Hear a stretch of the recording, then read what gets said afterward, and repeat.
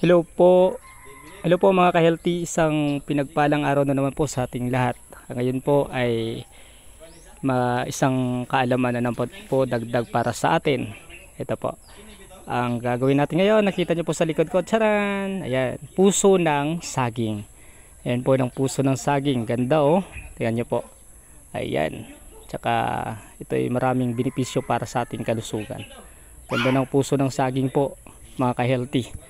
Tsaka alam nyo ba na ang puso ng saging ay mataas sa nutrients? Ang puso ng saging ay mayaman sa vitamina A at C. At gayon din po B-complex, pati na rin sa mga mineral tulad ng potasya, ng magnesium at iron. Nagpapababa din ito ng kolesterol.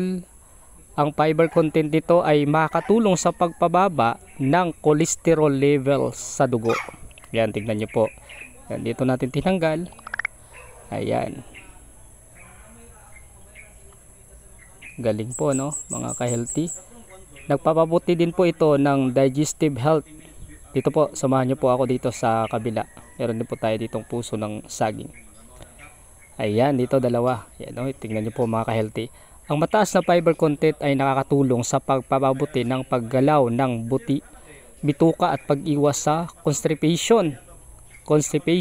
Tingnan nyo mga ka-healthy, dalawa na nakuha natin ito.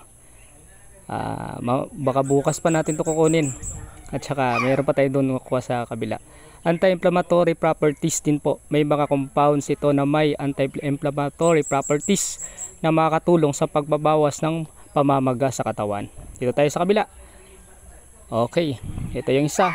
At pamamahala sa blood sugar. Ang mataas na fiber content ay makakatulong sa pag-regulate ng blood sugar levels na kapakipakinabang para sa mga may diabetes. Ayan po no. Yan, dalawa yung kukunin natin ngayon. Nagbibigay din ng energy. Ang mga vitamina at mineral sa puso ng saging ay nagbibigay ng enerhiya at nagpapalakas ng immune system. Ayan po mga ka-healthy. And anuin muna natin. Yan, kunin natin to. Tsaka yun po yung mga vitamina o mga makukuhang sustansya sa puso ng saging. Kunin natin to, pakain natin to sa pato dito. Ayan. Tsaka lutuin natin to mamaya. Ayan, lagay natin dyan. Mga ka-healthy. Ayan. Ano na natin, kunin na natin. Hindi na tayo gumamit ng kutsilyo. Yeah. Ayan. Yan oh, may dagta pa oh. Galing no mga ka-healthy. Tsaka dito tayo sa ating farm ng saging. Tsaka magugulay din itong puso ng saging, hindi lang po yung saba o kardaba, pati din po ito.